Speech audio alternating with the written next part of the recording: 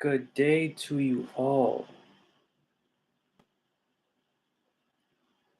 Happy Saturday. Not sure when I'll be hopping on here, but I'm liking the routine. I'm liking the routine of a Saturday meeting. If I feel it, because usually I just chill. But tune in around this same time, around every Saturday, so that you can join me and fire off your questions or your thoughts, or even join into the conversation, which I will continue from the last time I was on and speaking about alone and the idea of being alone when it comes to our journey, not just as a human being, but as a devotional creature. The creation that our faith is to experience entails us being alone for it. And there's different thoughts or opinion out there, different conversations I've had where, somebody will say I'm a group learner or just different kind of things. But the root of the matter when it this type of experience is for our inward person. And it's for our inward person so that our inward person can have criteria to prove itself to itself by, and material to assist another mind in learning how to prove themselves for themselves. And so, as I was thinking about what to talk about, what to discuss along this topic, because I didn't want to just end it, I know that there's more to this concept of being alone, following in the footsteps, as it says in the book of Isaiah, of Abraham, who was called alone and who exercised his confidence on no image, on no belief that he may have had prior, who left everything behind, and even while in the midst of leaving things behind, was still leaving things behind just to move forward with confidence in a saying, with confidence in a promise. And so when we are allowing our faith to take that time to be alone, we are allowing our faith to grow familiar with the promise of the Creator for it. And that reminds me of the book of Psalm 68 and verse 6. Psalms 68 and verse 6 talks about how the solitary are left alone in their families. And in correct context, this word families doesn't necessarily mean blood relation, doesn't necessarily mean household having mother, father, a child, or children. Families in this context related to denominations. These are families of denominations. And this is illustrated throughout the scriptures in that breakdown of that context. But the solitary are taken from their families, quote unquote, denominations, and are left alone. And that's also what was said in the book of Revelation, chapter 5, when those beings were singing out and harping out their tune to that lamb slain from the foundation of the world. One of the things that they sung was, "Thou hast taken us from kindreds and from peoples, and has made us kings and priests unto our God, unto our Father." And so this isn't a new concept. The concept of separating or separation from one's kindred, not literal kindreds, in the sense of our faiths coming into itself, its being. This isn't literal kindred, this isn't literal tribes, this isn't literal families. What's hinted at is the association of denominations. And so what the Bible is saying is that Abraham was taken and consciously left his denomination behind and was separated. His mind separated his own self from there so that he can pursue the confidence that he had in what he discovered when studying what he studied. And so being left alone, being solitary, it's actually not anything wrong. When separated or when able to be separated, that's how we actually know that we are, hate to use the word chosen, or Bible says elect, but the Creator is looking at the heart of every single individual tuned in to His words. And the more sincere we are in being tuned in, the more likely we will be asked to turn aside into a solitary type of confinement, which sounds maybe not good, but solitary in the sense of understanding alone, solitary in the sense of experiencing alone. And we are so used to not being alone. When our faith is conceived, it is conceived within the boundary of the religious world. And the religious world doesn't leave our faith alone. It bombards us with images, with thoughts, with opinions, with theories, with pastors, with friends, with associations, with websites, with this, with that. We're not alone when our faith is conceived. And so at that point in time, when our faith knows it must no longer be where it is, just as Abraham knew, just as Moses knew, just as Adam, yes, even Adam knew, being raised from the dust, it's going to come a point in time where our faith is going to know that it needs to be solitary. And then the decision rests on us. Are we going to give our faith that opportunity to be solitary, give our faith that opportunity to be alone, confront our faith with itself, confront ourselves with our faith, confront our confidence with its own belief, so that it can develop the principle that it needs to stand on its own to move into the territory of its own? And again, going back to Adam, Adam being raised from the dust was left that dust and was moved off into a realm of their own, Eden. And that's also a part of it. Our faith is to be, or our confidence in the living God is to be alone, so that that confidence can have the opportunity to be guided into the landscape or into the realm that it is supposed to occupy. That promised land that it is supposed to occupy. And there's only one, because there is only one mind leading there. So wherever that promised land is, that one mind is there that inspired the scriptures. Our faith is supposed to be there.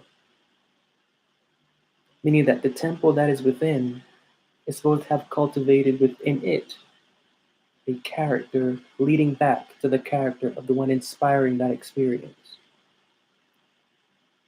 And that's absolutely ridiculously deep, because when we think about what is supposed to take place, the change or the transformation that is supposed to take place, it can't happen when we are around so much. Have to remember that the work that is supposed to go on within us, it's not happening physically. There is no one that is called God that we can go to, that we can say, do this for me, um, teach me this, show me this, what's right, what's wrong. We don't. There's no physical God, person, figure that we can do this with. It doesn't exist. It can only exist if we imagine it to, and that is also a delusion. What does exist is communication through what is not physical, and that is mental, and that is inward. That is through our thoughts and through our feelings. And because these words are connected to that mind, allowing our thoughts and our feelings to examine them, that's how we get that communion that we're looking for. And that's how that alone session takes place. There may not be a vocal voice saying what to do and what not to do, but the more that we grow familiar with the context of those words, we will have our answer. And having our answer, we will be able to apply that revelation that we receive. And not simply just apply it as if that's it. We will be able to apply it and continue to refine it. That's also what it's about. And so that aspect of being alone, Jeremiah, in the book of Jeremiah, talks about that He cared to be alone due to the indignation that was within him. And that's a little sprinkle of seasoning onto that right there, because we think so much about being alone as it is a work of God, that it is that this separation is just mysterious. The separation isn't mysterious. Our care for the scriptures and our growth and development in them and our understanding of them is no accident, and it is no quote unquote miracle. This isn't a mystery. It's happening because we have within us a fire. There is something within this book that has wisdom for us that we know is in there. And because nothing outside of that can give it to us, and because no one outside of that can give it to us, and because we our own selves cannot give it to us, well, then we have to just take some time and just set some time apart alone with where we know our answers are. And that's what it's about. Also, feeling that indignation, feeling that fire, because it is that fire that guides our desire to keep on going back into the Bible to look for counsel and allowing our faith to feed on the counsel that we receive. Like, this is literally the food for our faith. This is how we feed our conversation in a healthy way and in a consistent manner.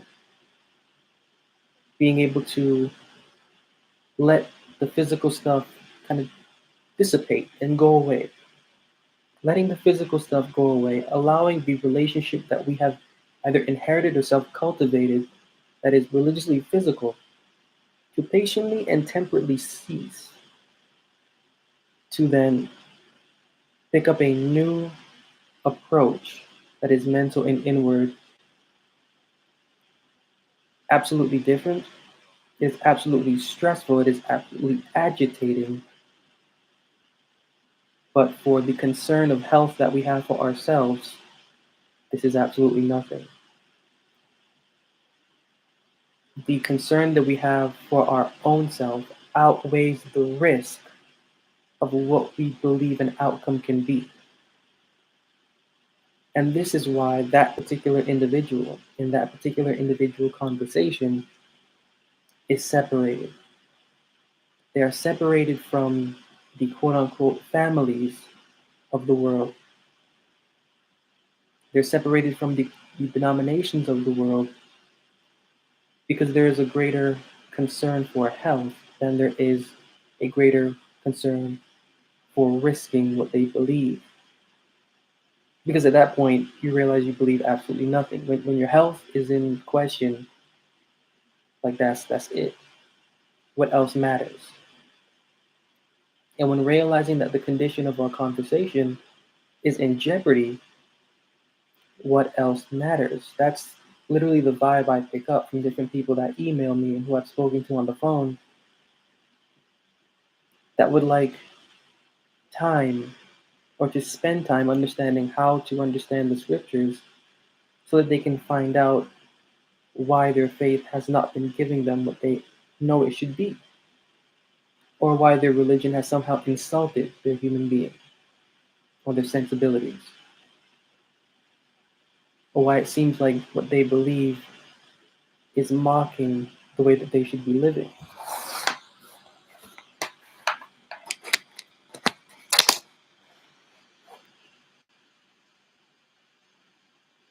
That time alone or that time apart, it's for giving fuel to that fire, and giving fuel to that fire for continuing that humbling experience. So the individual conversation, and I'm saying individual conversation because I don't want it to sound like a human being is just this human being is sanctified and set apart. That's not what this is about. And that's not how the Bible would break things down. Our conversation's condition is at the heart of the Bible's philosophy, not our human being primarily. Our conversation's condition is at the heart of the Bible's philosophy because it is our conversation that dictates how our human being is governed. You can't really get to the human being without first getting to the conversation's conscience. And that's, when it comes to the human being, what matters. And so the individual conversation that is set apart, that conversation is set apart due to the fire that they have for the concern of their own health. It is for that concern that whatever we have going on in our life, it is seen by eyes unseen. Whatever we have spoken, it is heard by ears that we cannot see or listening. And whether it is time or chance, it's funny because I actually just made a post about that. Whether it is time or chance, or whether it is narrative, which in my response to my post, I believe narrative. Whether it is time or chance, or whether it is narrative, the eyes that we cannot see and the ears that are listening that we do not know are listening give that sincere conversation the opportunity to grow. And giving that conversation the opportunity to grow has to be separated. That conversation has to be separated. There has to be a period of suffering losses in order for our conversation to grow to where it needs to grow and to be where it needs to be. The losses that it has to, one of those losses that it has to encounter is the loss of even companionship. Why? Because we are to gain a new companion. And no, that new companion isn't quote unquote God. That new companion isn't quote unquote the creator. That new companion is actually us. See, our conversation is alone to receive instruction from the living God's voice.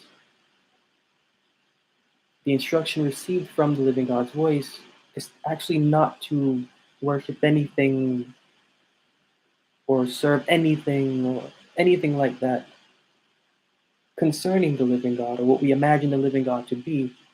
The purpose of the living God holding communion and fellowship with our conversation's conscience is so that our conversation's conscience can have wisdom and understanding and empathy to share with our human being so that our human being may understand how to heal itself.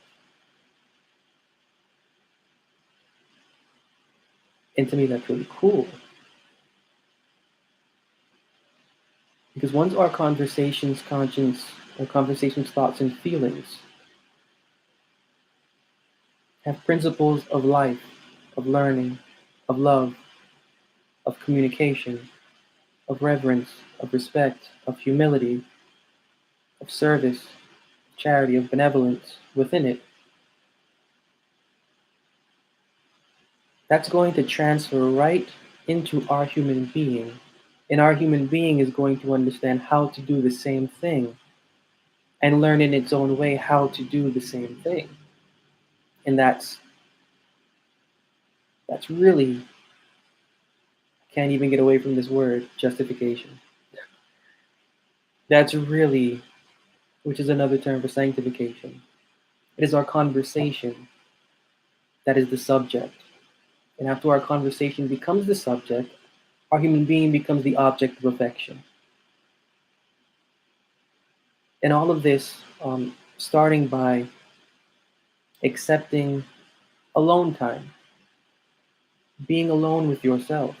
We're not trained at this time in society to be alone with ourselves. We're with others, and in some cases, it's not even a physical others that are there. Our cell phones have others in them that we communicate with more than the people that are next to us. And even worse, more than our own self, communicating with our own self. So our brains are fashioned at this point in time in history to learn not to be alone with its own self. And this is actually stopping the living God from doing what the living God does, which is create. We cannot receive the benefit of understanding that we are creations and growing in communion with that mind, if we are continually bombarding the members within us, repeatedly, incessantly, to the point where we can't live or we can't live or can't exist without noise, we can't live or can't exist without being alone. We should be able to be alone with ourselves to reflect on who we are. Like, we're human beings. Like, I shouldn't even need to say this. Why am I even saying this? I shouldn't need to take the time to say this, but literally that's just what it is. And to me, it's weird. And if you're tuning into me, I understand you know that it's weird too. But this is our age. And if we are that conversation that we know should be separated, that we know should be alone, well, we have a responsibility not just for our own self and not really for anyone else, even though our character falls back to them, how we affect them. It really falls back down to our own confidence, our faith's intellect. We are insulting our faith by not letting it develop on its own by its own self. And it won't be alone really. We are spending time with words so that we can fashion words into something to exercise on a daily basis to fuel the fire that is within us for what we know is within us. So there's a point to it all. There's a point. So if you have the feeling of needing to separate, separate. If you have nothing going on, spend time with yourself. Literally spend time with yourself. And don't spend time with yourself doing something involving someone else or doing something involving someone else from a distance. Know who you are. Know who you are to love who you are. Know the essence within you. Know the temple of your faith's confidence. Like, we have a lot to know about ourselves that we're not spending the time to do. Spend the time to know yourself and stop running from yourself.